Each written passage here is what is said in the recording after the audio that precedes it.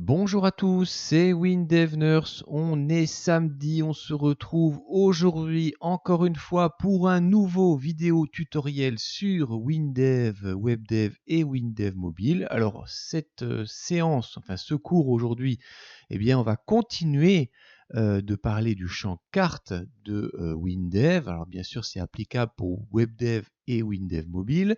Mais avant de continuer, je vous rappelle, comme toujours, que si vous aimez la vidéo du jour, eh bien n'oubliez pas de liker la vidéo, abonnez-vous. Vous avez pu voir qu'on a dépassé maintenant les 3000 abonnés. Merci à tous.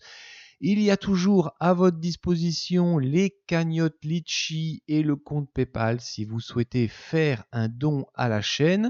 Et puis je vous rappelle que nous avons aussi une offre qui est faite par FranceLink avec le code WinDevNurse. Eh bien vous pouvez obtenir 10% sur votre abonnement à un serveur WebDev et à 3 bases de données Hyperfile SQL en mode client-serveur.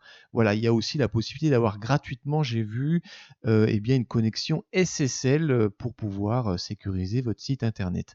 Voilà, c'est un cadeau qui est fait par FranceLink. Voilà, je les remercie encore une fois pour leur gentillesse. Et ils ont pu faire participer à tout le monde de ce code et de cette réduction. Alors aujourd'hui, on continue avec le champ carte. Et puis on va avancer un petit peu plus, donc on passe sur le PC. Allez, c'est parti. Voilà, c'est parti, on est sur le PC. Alors bon, on a vu jusqu'à présent comment en fait obtenir la clé d'API pour utiliser les services de Google. On a ensuite vu comment fonctionnait le principe des coordonnées GPS, etc. Comment un petit peu positionner une carte en fonction d'un endroit qu'on veut voir sur la carte. On a vu un petit peu comment jouer avec le zoom jusqu'à présent. Bon, tout ça c'est très bien. Mais moi maintenant, je vais me servir des informations que vous m'avez données sur le site windevnurse.fr. Rappelez-vous, vous avez la possibilité de vous inscrire. Et en fait, quand vous vous inscrivez, je vous invite à me dire globalement vers où vous habitez, dans quelle ville et dans quel pays. Et tout ça, en fait, j'ai pu le récupérer sur le serveur FTP de WebDev où j'ai installé mon site. Alors pour aller voir ce qui se passe sur votre serveur FTP, je vous invite un petit peu à regarder les vidéos sur WebDev et puis la connexion sur le serveur FTP pour pouvoir explorer les données qui se trouvent dans le site. Alors j'ai récupéré ces données et puis je les ai glissées ici dans mon analyse. Vous voyez, je me retrouve ici avec les abonnés. Voilà. Donc je ne vais pas vous montrer volontairement la liste parce que là-dedans, qu'est-ce qu'on voit ? Eh bien, on voit vos adresses mail. Alors on voit votre pseudo adresse mail, je ne vais pas la divulguer volontairement. Et puis on a ville et pays. Alors, il y a des gens qui ont marqué leur ville, etc. Donc ce que je vous propose de faire en fait, c'est de découvrir un petit peu comment est-ce qu'on peut récupérer la coordonnée GPS en latitude et en longitude. Si vous ne savez pas ce que c'est, je vous invite à regarder la vidéo de la semaine dernière et vous expliquer comment est-ce qu'on peut aller chercher les informations et aller les implémenter dans notre système de gestion de base de données qui est ici le Hyperfile SQL classique. On n'est pas en client-serveur, mais si vous étiez en client-serveur, vous pourrez tout à fait rester connecté et injecter des données. Donc l'objectif, c'est quoi ? C'est en gros, moi, j'ai cette carte. Donc j'aimerais bien voir ici, là, en fait, les pseudos des gens et là où ils habitent. Donc ce qu'on va faire, hop, je vais tout de suite créer quoi ? Je vais créer un champ table, allez, table verticale, je la glisse ici, vous voyez.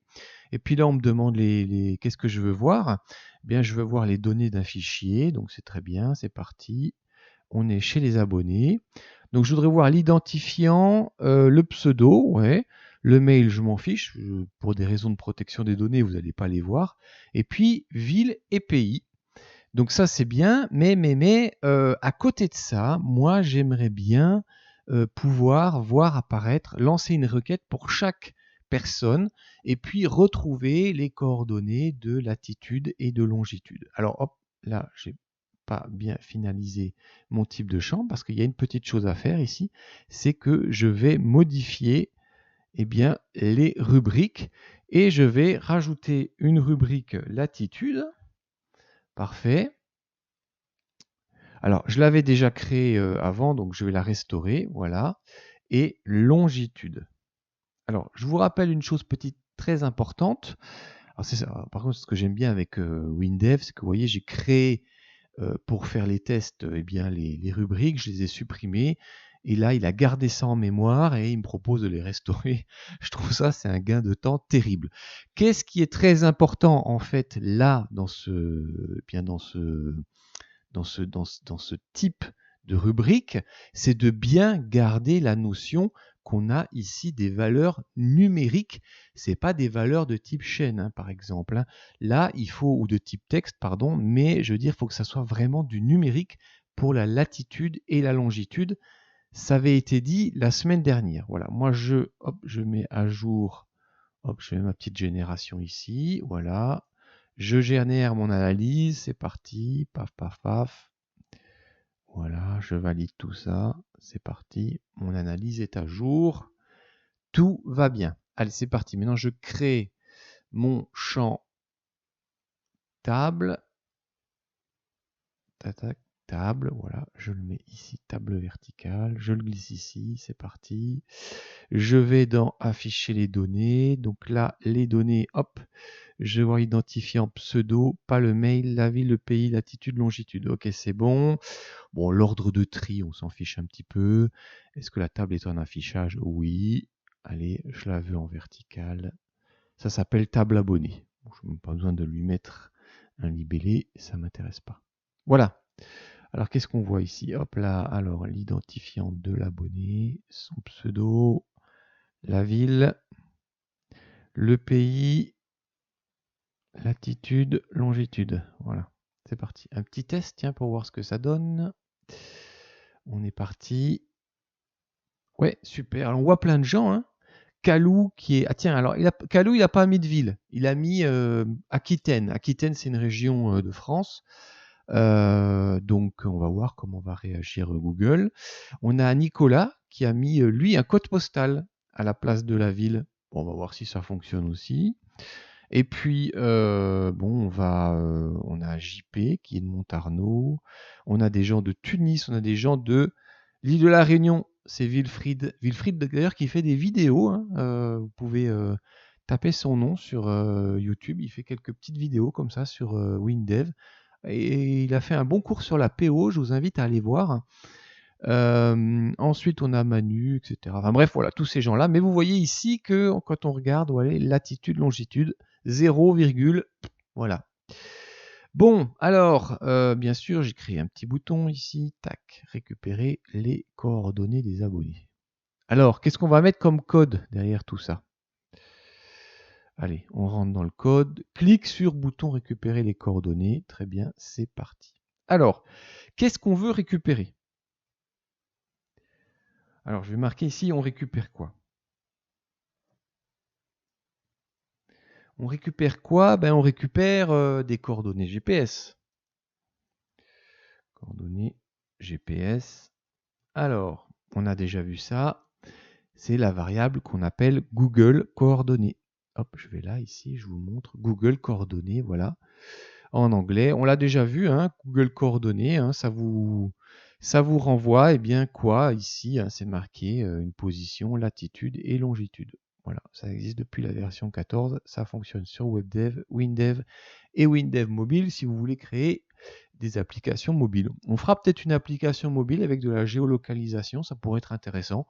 On va voir, je ne suis pas tout à fait décidé, c'est aussi un petit peu à vous de me dire ce qui vous intéresse. Alors c'est parti, donc je vais appeler ça mon résultat. Mon résultat est une Google coordonnées. Vous voyez, il me le propose. Hop, hop, hop, hop, hop. Voilà, c'est parti. Ok, ça c'est bon. Alors bon, l'idée c'est quoi? C'est en gros remplir tous les champs latitude et longitude du fichier Hyperfile SQL classique qui s'appelle abonné. Ok, bon déjà il faut que les champs existent, donc ça fonctionne. Alors pour faire ça, donc là je vais faire une modification, enfin c'est une recherche plus modification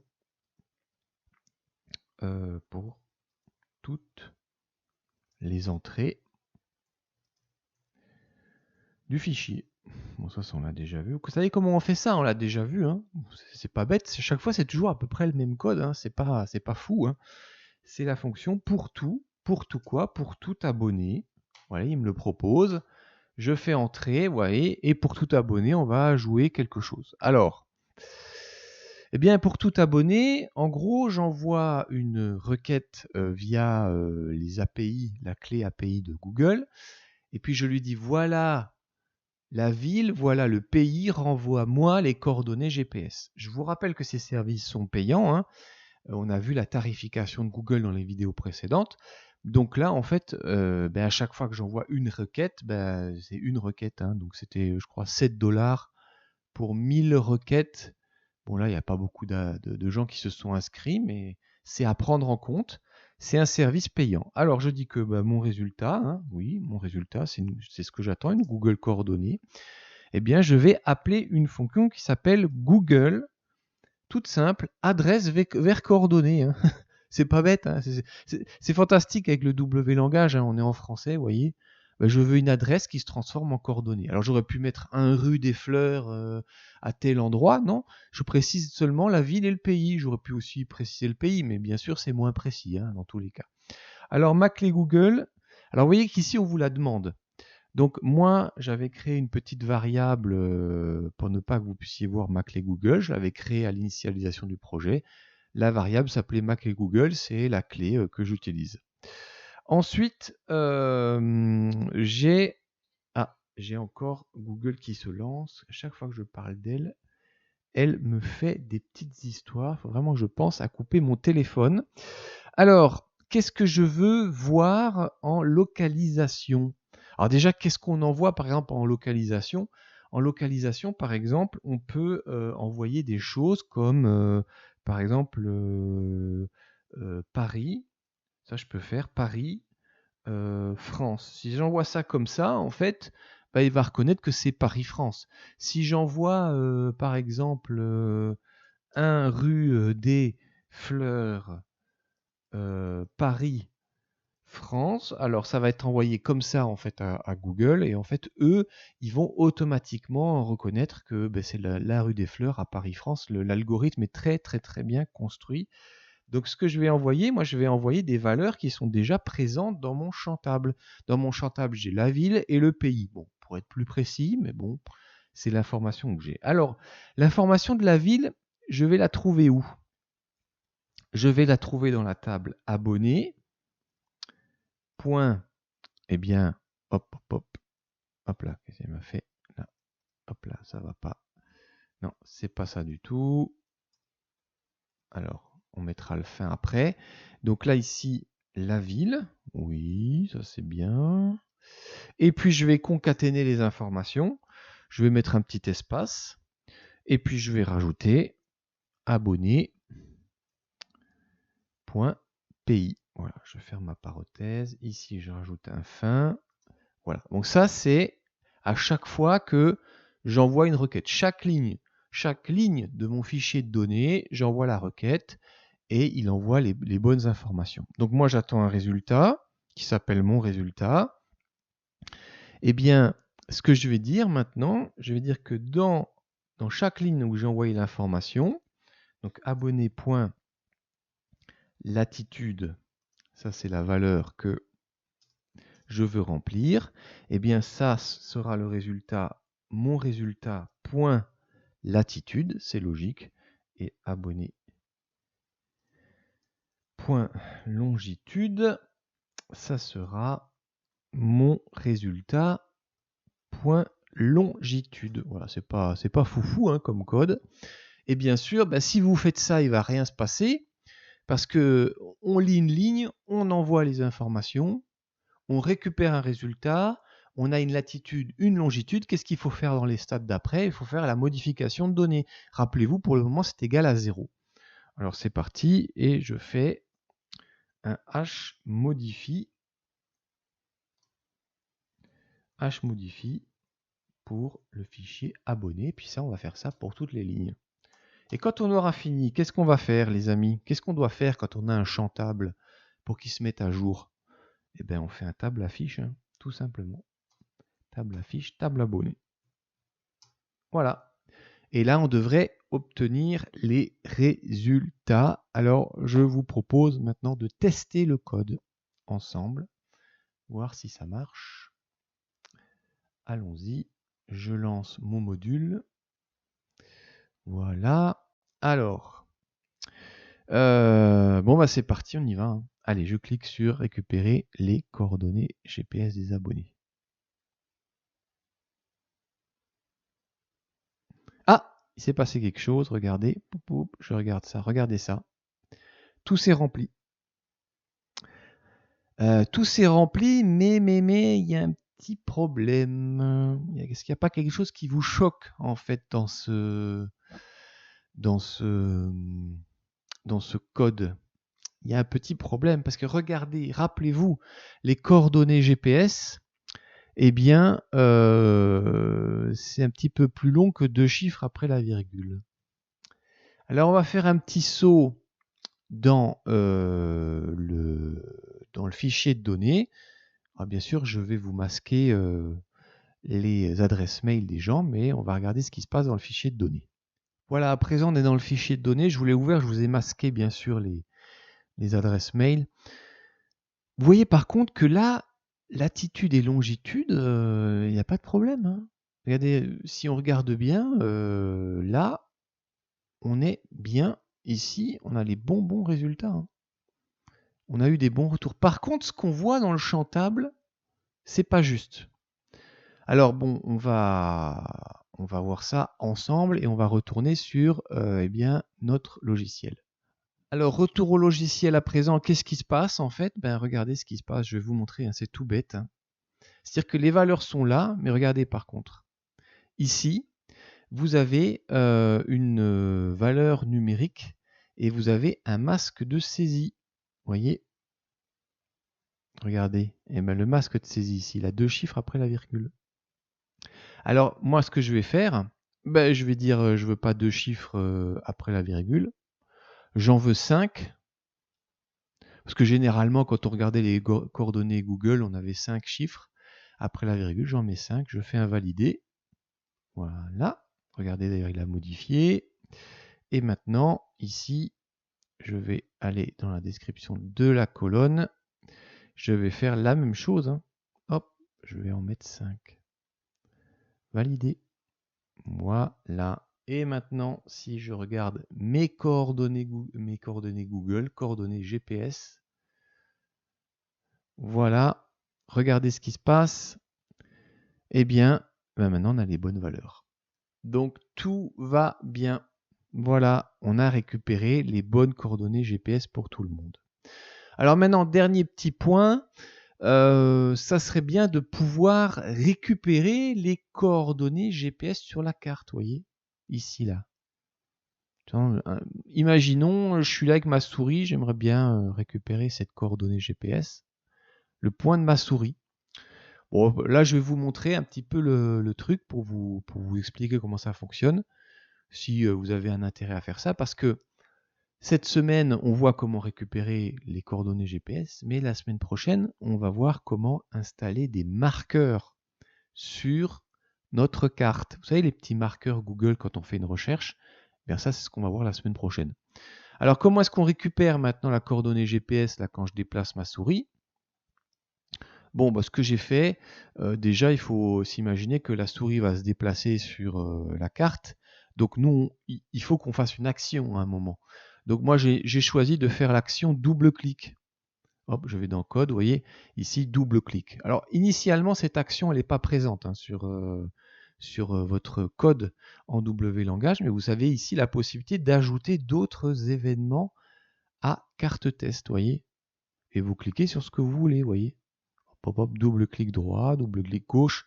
Voilà, vous choisissez, on l'avait déjà vu. Moi, j'ai juste rajouté double clic gauche sur carte test. Alors, comment est-ce qu'on va faire maintenant pour récupérer cette valeur? Ben, c'est 3 lignes de code. Hein. Donc, je vais dire par exemple, je vais simplement dire que, là, je vais vous agrandir ça pour que ça soit plus visible. Alors là, ça me dérange parce que j'aimerais bien vous le montrer bien comme il faut. Donc, je vais le réduire. Alors, une valeur, je vais l'appeler ma position. Et qu'est-ce que c'est ma position? Qu'est-ce qu'on a déjà vu? C'est une géoposition. Voilà. Géoposition, c'est latitude, longitude. Alors on va me dire, mais c'est quoi la différence avec la Google coordonnée? La Google coordonnée, c'est une coordonnée qui est renvoyée par Google. Ma géoposition, c'est une variable de type géoposition. C'est vous qui dites ce que c'est que les valeurs que vous allouez à cette variable. Alors, pour trouver ma position, je vais dire que c'est égal à une fonction qui s'appelle carte info. C'est là où j'adore encore chez Windev, parce qu'ils ont vraiment pensé à tout. Alors, carte info XY. Alors, XY de quoi? XY, on en avait déjà parlé d'ailleurs quand on avait fait les champs graphes, pardon. Le X, c'est la barre de l'abscisse, et puis le Y, c'était la barre de l'ordonnée. Mais en fait, quand on se déplace dans notre petit champ carte ici, ça veut dire qu'ici, il y a des X. Voilà, ici, il y a des X. Et puis là, il y a des Y. Et ça renvoie un point. En fait, on va simplement, par la fonction carte info position, carte info XY, voyez, renvoie la position géographique, latitude et longitude correspondant à un point d'un champ carte. On est dans un champ carte, donc c'est super. Donc on va avoir le résultat. Donc simplement, je vais dans mon code et je dis, le nom du champ carte, c'est carte test. Alors, la position X, la position X de la souris, c'est une fonction qui s'appelle souris position X. Voilà. Et puis ensuite, alors d'ailleurs c'est intéressant parce que SP champ d'ailleurs, du champ, et puis vous avez la position Y, c'est souris position Y. Voilà. Du champ en question. Alors vous voyez qu'on peut choisir. Hein. Vous pouvez choisir entre le champ carte, l'écran total, la fenêtre qui est ouverte, ou l'image. Parce que l'image, on peut faire des dessins et des choses comme ça. Hein. C'est déjà été vu dans des vidéos. Donc moi, c'est le champ en cours. Parfait. Je ferme ça. Et tout ce que je veux maintenant, je vais appeler une petite fonction qu'on connaît déjà, qui s'appelle la fonction trace. Et là-dedans, je vais dire que ma latitude est, alors ma latitude tout de points, espace. Ensuite, je vais faire une concaténation avec la variable que j'ai créée, ma position point latitude. Bon, ok, super. Et je concatène avec une autre information qui sera, vous vous en doutez, la longitude.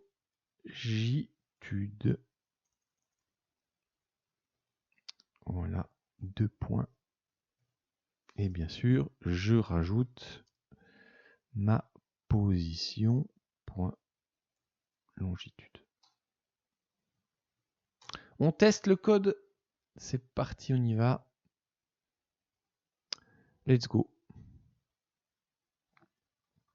Moi, je me déplace, tiens. Ah, Monaco, tiens.